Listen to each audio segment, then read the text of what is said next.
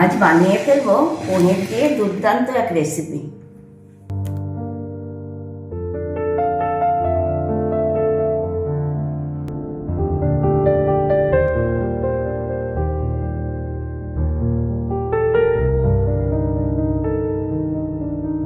পনির কিমা recipe যেমন রান্নাও হয় তাড়াতাড়ি, খেতেও হয় সুস্বাদু। রাত্রিরের ডিনার হোক বা সকালের ব্রেকফাস্ট, এই পনির কিমা রেসিপি জমে যায় লুচি, পরোটা, রুটি সবের সাথে।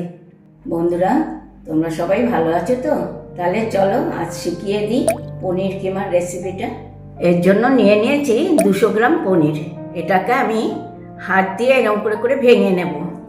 মিক্সি বা কোনো মেশিন ব্যবহার করব না। তোমরা এখানে পনিরের বদলে ছানাও ব্যবহার করতে পারো। দেখো, পনিরটা আমার সম্পূর্ণ ভাঙা হয়ে গেল। তাহলে চলো যাওয়া যাক আমার হেসেলে। আগে থেকেই আমি একটা কড়া গরম হতে বসিয়ে দিয়েছিলাম। কড়া গরম হতেই দিয়ে দিচ্ছি কিছুটা সাদা তেল।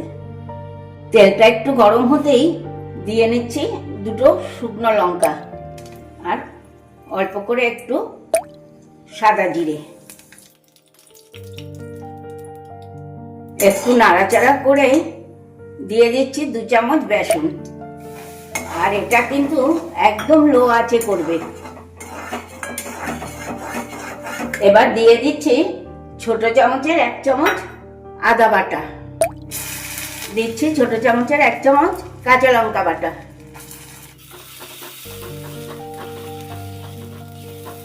এবার দিয়ে দেবো ক্যাপসিকাম কুচি আর টমেটো কুচি। একটা ক্যাপসিকাম আমি আগে থেকে কেটে নিয়েছিলাম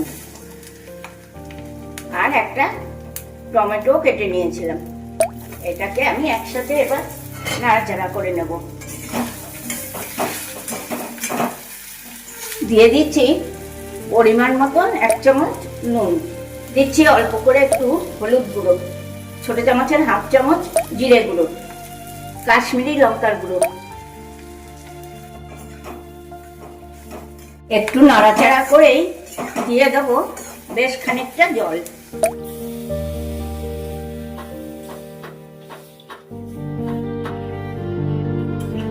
এটাকে সমানেই নাড়াচাড়া করে যেতে হবে, তা নাহলে নিচে বেসনটা ধরে যাবে। আর এটা ফুটে না ওঠা অবধি আমি ওয়েট করব। ফুটে উঠলে তখন আমি আবার এই পনিরগুলো এটা তো দিয়ে দেবো। এই দেখো, অল্প অল্প ফুটতে শুরু করেছে। ঠিক এই সময় আমি দিয়ে দেবো এই পনিরটা, দিয়ে খুব ভালো করে নাড়াচাড়া করতে হবে।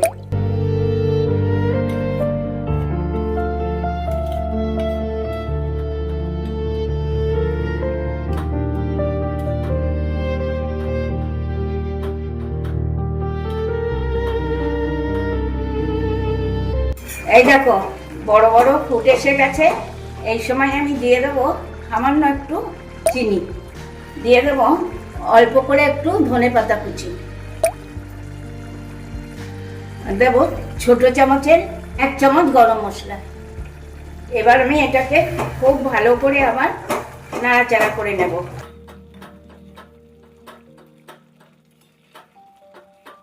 এই দেখো, ঠিক 5 মিনিটের মাথায় হয়ে গেল পনির কিমা। এবার আমি গ্যাসটা অফ করে দেব। এবার আমি এটাকে একটা পাত্রে ঢেলে নিচ্ছি, তারপর গরম গরম পরিবেশন করে দেব।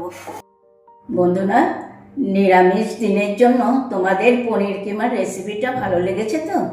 যদি ভালো লেগে থাকে তাহলে ফেসবুক, ইউটিউবে একটা লাইক, একটু কমেন্ট করে আমাকে জানিও। সঙ্গে শেয়ার করবে তো?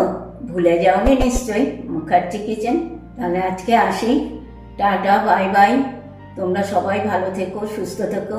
নেক্সট দিন আবার চলে আসবো নতুন নতুন রেসিপি নিয়ে।